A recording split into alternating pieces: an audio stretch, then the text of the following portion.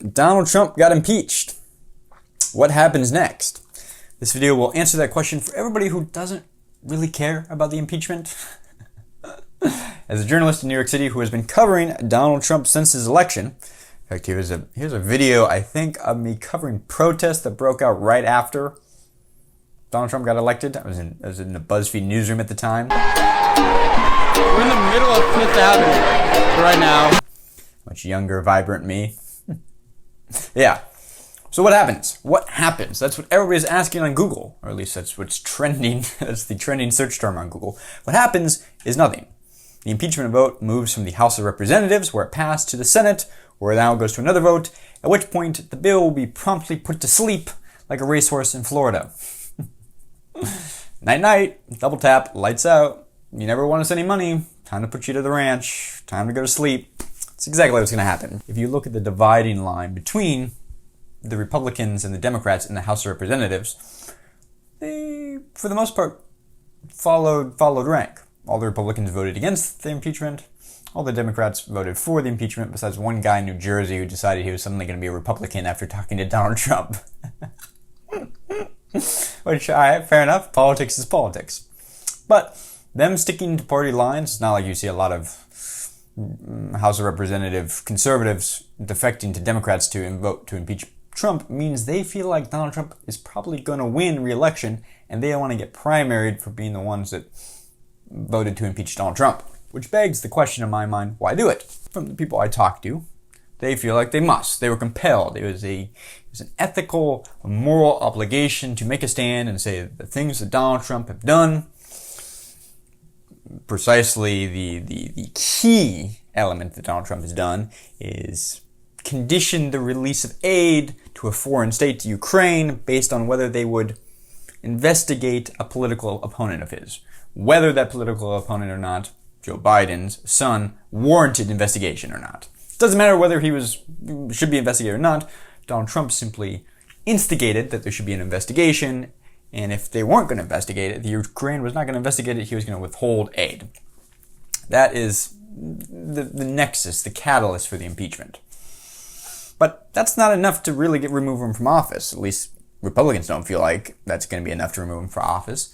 So where does this leave us? Well, in my mind, I get the moral argument. I get the kind of ethical obligation that one feels they must take a stand, and that liberals and Democrats should vote to impeach Trump regardless if it will end with the removal of him from office or not. That the history books must know that the people took a stand against the tyranny of Donald Trump, or what they feel like is the tyranny of Donald Trump.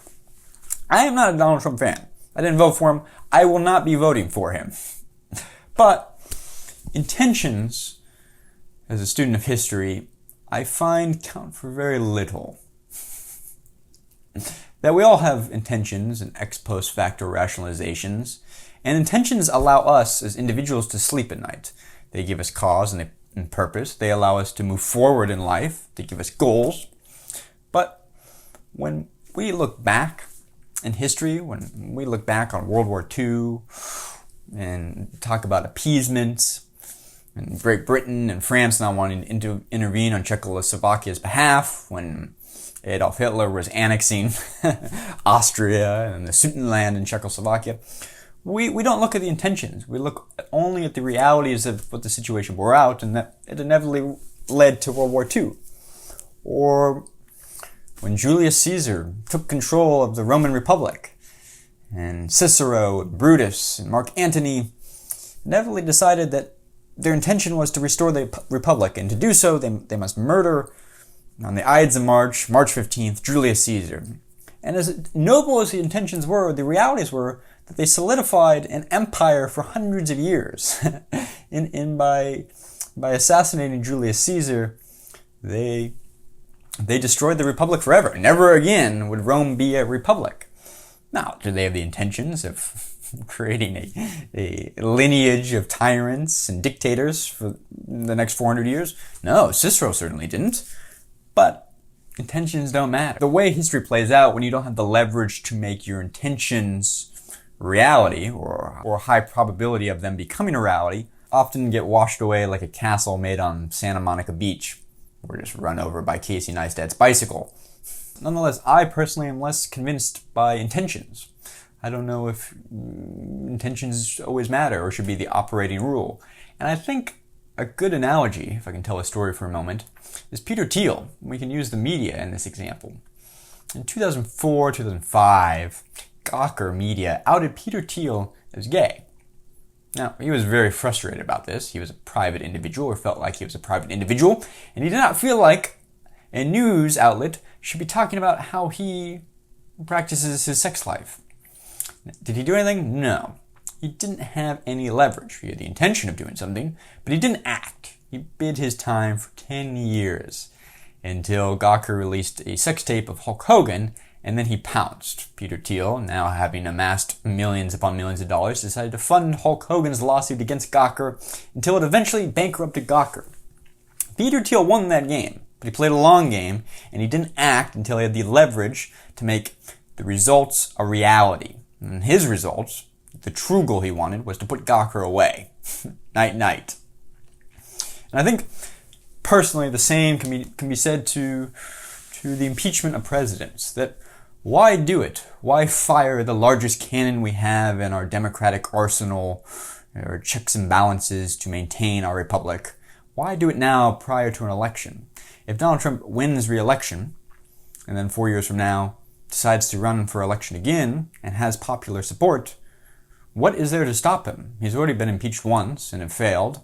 He will have already been impeached once and failed, and at that point I feel the public will be much less willing to believe that a second impeachment will do anything. After all, these tools in our arsenal, like impeachment, are only effective if the population, the citizenry, believe in them. And if you have a disillusioned or apathetic citizens, impeachments won't matter. You must rally and give the people enough to believe in that what they do will result in tangible action. And to use the impeachment tool in our democracy when you know it won't work is like throwing away the card that you can never play it again. That makes me wary. Anyway, that's what's going to happen to Donald Trump. Absolutely nothing. We'll see what happens to him in the election. But in terms of impeachment, nothing. Like I said, that impeachment vote will be put to sleep like a dash hound in West Palm Beach. Thanks for watching, guys. If you found this video interesting, leave a like, leave a comment down below. I'm curious to see what you guys think. Should they vote to impeach anyway? Should you vote your conscience regardless of the results? Or do you believe in a more Soren Kierkegaard teleological suspension of the ethical approach to matters?